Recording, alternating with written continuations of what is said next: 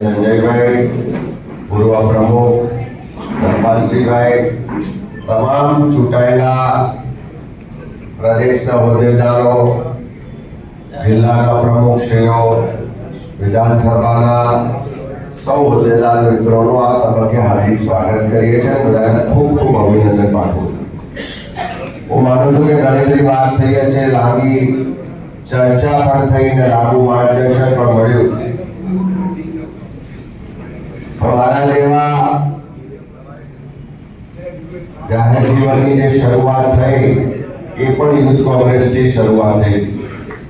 આણંદ જિલ્લા યુથ કોંગ્રેસના પ્રમુખ તરીકે શરૂઆત કરીને પાર્ટીએ ધીમે ધીમે કામ કરતા કરતા મુકામ સુધી પહોંચાડ્યા. તમારા બધામાં પણ એક નવી ઉર્જા, એક નવા વિચાર, જોમ જુસ્સા સાથે કંઈક પરિવર્તન કરવાની બધાના મનમાં એક જંગતા છે.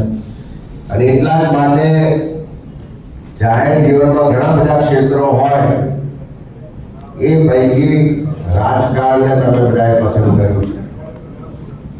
અહીંયા ગુંજાલી જેવી બેન બેઠી છે જેને કદાચ જાહેર જીવન શું એક સમય ખબર પણ નહીં હોય, ફેમિલી બેકગ્રાઉન્ડ પણ એવું નહીં, તેમ છતાં યુથ કોંગ્રેસમાં શરૂઆત કરી, ચૂંટણીઓ લડ્યા, વિપક્ષના નેતા તરીકે જવાબદારી લઈ અને આજે છેક પ્રદેશ સુધી પહોંચ્યા. અને ખાલી હોદ્દેદાર બનવું જરૂરી નથી, પણ જે લોકો આપણી તરફ એક નેતા તરીકે આનામાંથી કંઈક નીકળશે, એક નેતા તરીકે આપણે પ્રજાને, સમાજને આપશે એવી જે આપણી તરફ મીટ પાડીને લોકો બેઠા હોય છે, એ લોકોના માટે આપણે એવું શું કરીએ, એ લોકોની વચ્ચે જઈને આપણે શું કરીએ, એ આપણા બધા માટે એક ચેલેન્જનો પણ વિષય છે. અત્યારે 100% આપણા નેતા રાહુલ ગાંધીજી એવા મળ્યા છે આપણને કે એમનો એક એક શબ્દ, એક એક ગલ્લું, એક એક કાર્ય, એક એક વિચાર આપણા બધા માટે પ્રેરણાદાયી છે. નેતા એવો મળ્યો છે જે પહેલા પોતે મહેનત કરે છે, પહેલા પોતે લડે છે, પહેલા પોતે કોઈના સામે ડર્યા વગર, ઝૂક્યા વગર મક્કમતાથી, મજબૂતાઈથી લોકોનો અવાજ બને છે. પછી આપણને કહે છે કે ડરો મત, ફરી આપણને કહે છે કે ડરો મત, લડો. એ પોતે 4000 કિલોમીટરની પદયાત્રા કરીને પછી કાર્યકરોને કહે છે કે તમે પણ લોકો વચ્ચે જાઓ, તમે પણ સત્ય માટે, સાચી વાત માટે જ્યાં પણ અવાજ બનવાનું થાય બનો. એ સંજોગોમાં આપણને ખૂબ પ્રેરણા મળે છે. આપ સૌ એક નવી ઉર્જા સાથે, નવા ઉમંગ સાથે, નવા વિચાર સાથે ચૂંટાયા છો. ત્યારે મારી આપ સૌને વિનંતી છે કે આખા દેશમાં અત્યારે બે લોકોથી બધા ત્રસ્ત છે. ઓળખો છો બધા? અને બે લોકો આપણા ગુજરાતના છે. અને એમને જો સીધા કરવા હોય, પાછા લાવવા હોય તો શરૂઆત આપણે ગુજરાતથી કરવી પડશે. અને ગુજરાતમાં પરિવર્તન લાવવું હોય તો જે સંઘર્ષ છે, જે પડકારો છે, એની લડાઈનું નેતૃત્વ પણ યુવાનોએ લેવું પડે. આપણી સામે એક તાજો દાખલો થોડા વખત પહેલાનો છે, એ પણ જોયું તો નહીં પડે કે જ્યાં ભ્રષ્ટાચાર ખૂબ વધ્યો હતો, જ્યાં તાનાશાહી ખૂબ વધી હતી, જ્યાં સામાન્ય લોકોની વાત નથી સંભળાતી, જ્યાં લોકોના અધિકારો છીનવાતા હતા, જ્યાં નોકરીઓ છીનવાતી હતી, તો એવા સમયમાં યુવાનોએ ભેગા થઈને એક શરૂઆત કરી અને આખા દેશમાં ક્રાંતિ આવી. અને આખા દેશમાં ક્રાંતિ આવી એવું નહીં, પણ જેટલા ભ્રષ્ટાચારીઓ હતા, જેટલા ખોટું કરવાવાળા હતા, એને એ જ રાષ્ટ્રની પ્રજાએ રસ્તા પર દોડાવીને સત્તા છોડવા માટે મજબૂર કર્યા. ત્યાં જેવું ચાલતું હતું એવું જ ગુજરાતમાં ચાલે છે કે ચાલે? ભ્રષ્ટાચાર વધ્યો છે, બેરોજગારી છે, ચારે તરફ શોષણ થાય છે, દાદાગીરી થાય છે, પોલીસ પ્રશાસનનો દુરુપયોગ થાય છે, જે ભાજપના નેતાઓ પાસે સાયકલ લાવવાના ઠેકાણા નતા એ મોટી મોટી ગાડીઓ લઈને ફરતા થયા છે. આ બધું જ આપણી આંખો સામે થાય અને એ બધા સામે જે રીતે આપણે જનાક્રોશ યાત્રા લઈને અમે નીકળ્યા, દરેક જગ્યાએ લોકો જે મુદ્દા ઉઠાવે છે, લોકો જે ફરિયાદો કરે છે, લોકો જે હકીકતો રજૂ કરે છે, હું 100% કહું છું કે આ પેલી સ્પ્રિંગ દબાયેલી છે. જેવી સ્પ્રિંગ છટકશે તો નેપાળ વાળી ગુજરાતમાં થતા પણ વાર નહીં લાગે. પણ એ કરવા માટે એ ગુજરાતના યુવાનોને જાગૃત કરવા પડશે, એ ગુજરાતના યુવાનો સાથે સંવાદ કરવો પડશે, એ ગુજરાતના યુવાનોને વિશ્વાસ અપાવવો પડશે કે આ કોંગ્રેસ પાર્ટી તમારા મુદ્દાઓને લઈને લડશે. આ કોંગ્રેસ પાર્ટી યુથ કોંગ્રેસ તમારા મુદ્દાઓનું આંદોલનનું નેતૃત્વ કરશે. એ વિશ્વાસ અપાવવાનું કામ તમારા બધાના સિરે છે. હું માનું છું કે આજના જાહેર જીવનમાં બધી જગ્યાએ તમે બધાનો અનુભવ છે. ગામમાં સરપંચથી લઈને લોકસભાનો સભ્ય ચૂંટવો હોય તો મોટે ભાગની પ્રક્રિયામાં સૌથી વધારે જો કોઈનો રોલ હોય તો એ યુવાનો.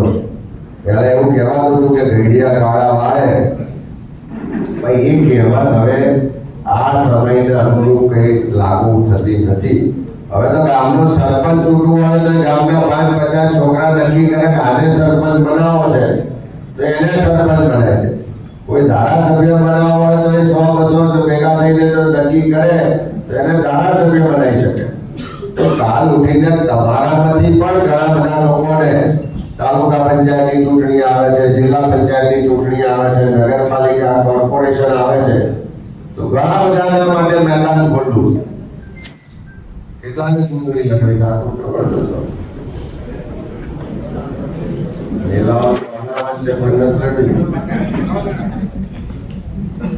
ચૂંટણી લડવાની ઈચ્છા એ છે, કદાચ ટિકિટ પણ મળી જશે, પણ જો જીતવું હોય ને આગળ નેતાગીરી કરવી હોય તો મારી બધાને વિનંતી છે કે એપ્રિલમાં ચૂંટણી આવવાની છે. હવે કેટલો સમય બાકી છે? 2 મહિના બાકી છે. તો જ્યાં જ્યાં લડવાની ઈચ્છા હોય રાત દિવસ લાગુ થઈ જજો, ત્યાં આગળ મહેનત કરજો તો પરિણામ આવશે. ને 100% તમે બધા મેદાનમાં નીકળશો તો ગુજરાતના યુવાનોના ખૂબ પ્રશ્નો છે. જેમ હમણાં LSUએ ડ્રગ્સ ફ્રી કેમ્પસ માટેની એક મૂવમેન્ટ શરૂ કરી, તમે બધા જોતા હશો કે એનો રિસ્પોન્સ ખૂબ સારો મળે છે. ગુજરાતમાં જે જનાક્રોશ યાત્રામાં દારૂ ને ડ્રગ્સ સામે મહિલાઓ ખુલીને બોલતી થયા છે, હમણાં દાહોદ હતો અને બધા જિલ્લામાં જોવું હોય તો લોકો હવે ખુલીને બોલે છે. પોલીસ હપ્તા લે છે, પોલીસ જ દારૂમાં ભાગીદારી છે, નેતાઓ એમાં ભાગીદાર છે, એવું ખુલીને બોલતા થયા. એ મુદ્દાઓને લઈને પણ આપણે રસ્તા પર ઉતરવું છે. રોજગારીનો મુદ્દો છે, ખાસ કરીને ફિક્સ પગાર, કોન્ટ્રાક્ટ, આઉટસોર્સિંગના નામે ગુજરાતમાં જે શોષણ થાય છે એ બંધ કરાવવા માટેની પણ એક આખું અભિયાન ઉઠાવાય. ઘણા બધા વિસ્તારોમાં ઇન્ડસ્ટ્રીયલ એરિયા છે, મોટી મોટી કંપનીઓ છે, પણ ત્યાં સ્થાનિક યુવાનોને રોજગાર નથી મળતો. જેમ કચ્છ કે ઘણા બધા વિસ્તારો છે કે જ્યાં સ્થાનિક લોકોને રોજગાર નથી મળતો અને બીજા રાજ્યોમાંથી આવેલા લોકો ત્યાં આગળ રોજગારી મેળવે છે. તેવા સંજોગોમાં સ્થાનિક રોજગારીનો મુદ્દાને લઈને પણ એ કરાય. અને ખાસ બીજી વિનંતી છે કે 50% વસ્તી આપણી મહિલાઓની, આપણી બહેનોને પણ યુથ કોંગ્રેસના માધ્યમથી પાર્ટીમાં જોડીએ. ઘણીવાર એવું થતું હોય છે કે કોંગ્રેસ પાર્ટીમાં સીધું જોડાતા કોઈને તકલીફ આવે કાં તો એટલું કોમ્યુનિકેશન ગેપ થતી હોય, પણ યુથ કોંગ્રેસના માધ્યમથી જો આપણે જોડીશું તો ધીમે ધીમે જે નેતાગીરી ઉભરીને આવવાની છે એ ભળતી તો તમારા માધ્યમથી જ થવાની. તમે 100 છોકરાઓ જોડશો તો એમાં પોટેન્શિયલ હશે એવા 5 છોકરાઓ નેતા થવાના છે. કોઈક તાલુકા લેવલે પહોંચશે, કોઈક જિલ્લા લેવલે પહોંચશે, કોઈક પ્રદેશ લેવલે પહોંચશે કે કોઈક રાષ્ટ્રીય લેવલે પણ પહોંચશે. પણ શરૂઆતનું પહેલું પગથિયું જ NSUI યુથ કોંગ્રેસ છે. એટલે ફરીથી બધાને ખૂબ ખૂબ શુભેચ્છા પાઠવું છું. બધા ભેગા થઈને લડીશું. અને રાહુલ ગાંધીજીએ દેશની પાર્લામેન્ટમાં નરેન્દ્ર મોદીની આંખમાં આંખ મિલાઈને કીધું છે, શું કીધું છે?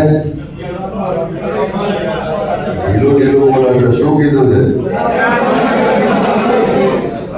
2028 તમને ગુજરાતમાં હરાવીશું, તો એ કોના ભરોસે કીધું છે?